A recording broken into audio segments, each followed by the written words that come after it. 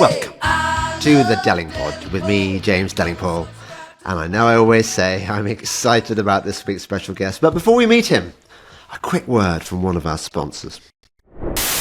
Welcome to the Delingpod, Toby Nuttall.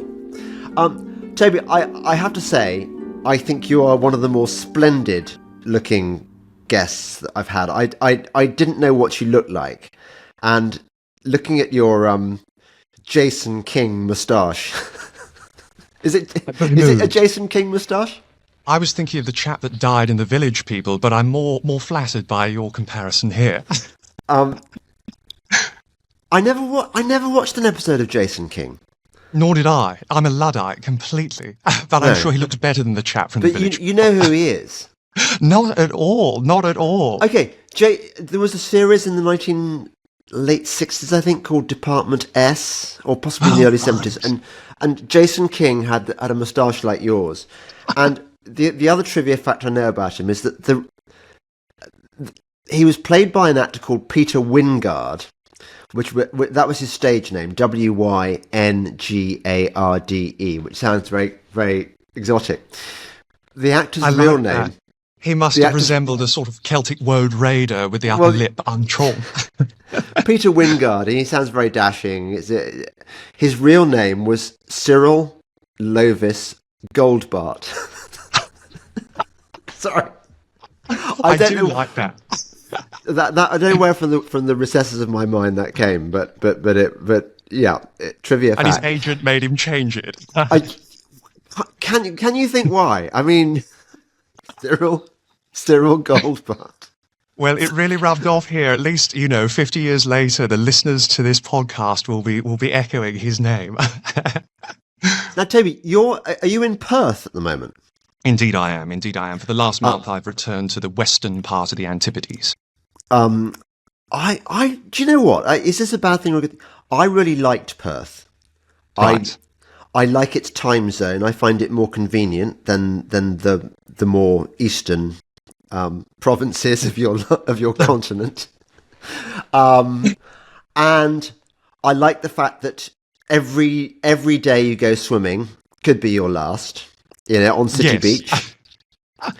We have something similar to the sort of Stuka sound in the Battle of Britain when the sharks come in and you can witness the choppers go out with their marksmen, and it really is quite a sight, But do they still...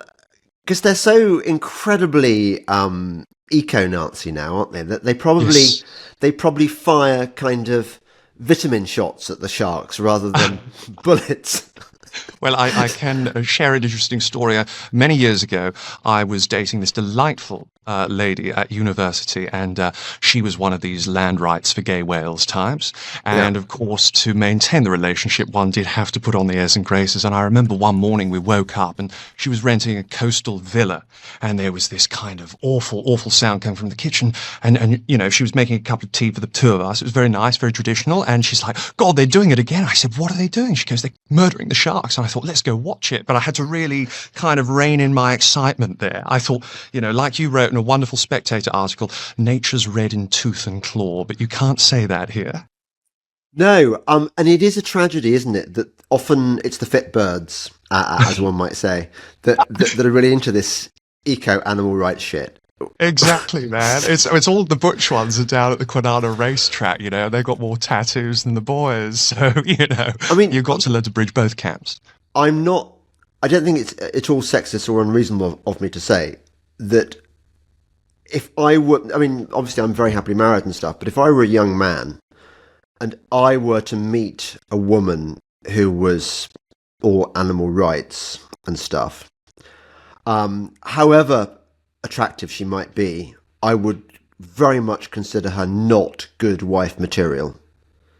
Well, it's an interesting point you raised, because it gets piggybacked with a series of other ideologies. That's what I find. It's like we all have drawbacks, but you can be damn certain that if that's, one of the strings to their bow, there's going to be a lot of others going on there, that aren't too savoury. So I completely agree with you there.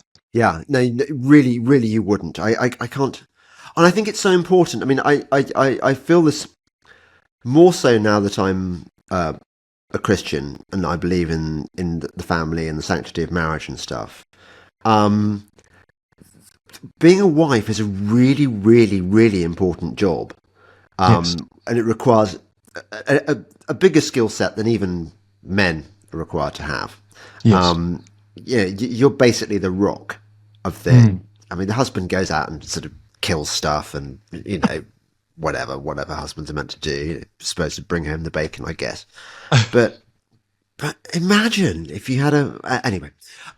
So I came upon you, Toby. I was stuck in the traffic jam on the. In fact, I'll tell you the story very briefly. It's quite boring, but it's not totally boring. So I want to know how you found Dale and I. okay. So what happened was, my wife was ill, and I went off to our trainer, our fitness trainer that we go to at the weekend, on my own because she wasn't well enough to. And as I was driving back, I saw that there was a big build-up of traffic, and I thought, I know what I'll do. I will hop onto the motorway, and I will come off at the sneaky route. There's a service station called Watford Gap, and it's only well known because people, snobby people, divide England into north of the Watford Gap and south of the Watford Gap, and north of the Watford Gap are northerners and south are southerners.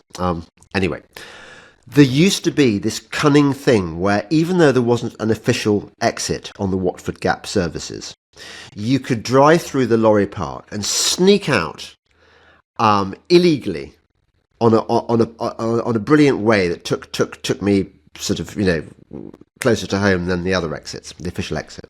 So I thought, I'll be really clever. I'll get onto the motorway, and I'll surprise and delight the wife. I'll be back for coffee and a fag in record time. And this journey should take no more than half an hour. And I was on the motorway. The motorway was I got onto it and I realised it was nose to tail traffic. And when I tried to get off it on the Watford Gap trick, I discovered that they blocked it off. So I had to get back on the motorway. It took me about 2 hours to get home when it should have taken me an hour and a half. And the only consolation on this journey of hell, when probably wife thought I'd gone off to have an affair, because it was a half-hour journey and I was taking 2 hours. The only consolation was listening to your podcast that you did with Dale, your sparring partner, about your adventures meeting a member of the Illuminati. Yes. Now, it was a really interesting podcast. I mean, I'm moved. No, well, but it was great. And so I don't know how obscure you are or how well known you are in Australia. I mean, what's the deal with your podcast? Is it big? We're extraordinarily obscure types, and that's why I'm very moved, because we're both familiar with the Delingpod. Dale is the chap who's more of a techie than I am. If I were the one in charge of broadcasting, we'd still just be having chats around the coffee table when we first met. So it's something where he's kind of grown it. And as a result of making a connection because of our mutual stance on the COVID situation and all the nonsense that played out during there, I came across lovely Dale, who decided to say, look, let's maybe broadcast some of our conversations. You've had associations with things like Ordo Templi Orientis. We're going to talk about that. Absolutely, man. That'd be fantastic. Yes, I'm looking very forward to it. I have some of my old manuals sitting there. Have you got any of your cloaks? Do you know? You've No. got to wear your robes. I was thinking that, the kind of Jay-Z, hands going up. Is it black with a red silk lining? Interesting that you should say that. There was a group that supplied them, very similar to the way in which the Freemasons had their suppliers. But the only time I remember wearing robes to rituals, they were somewhat similar to what you might wear to communion if you're a choir boy. So, no, it was actually quite an interesting use of what you might call Rosicrucian iconography that borrows from some of that Knights Templar imagery.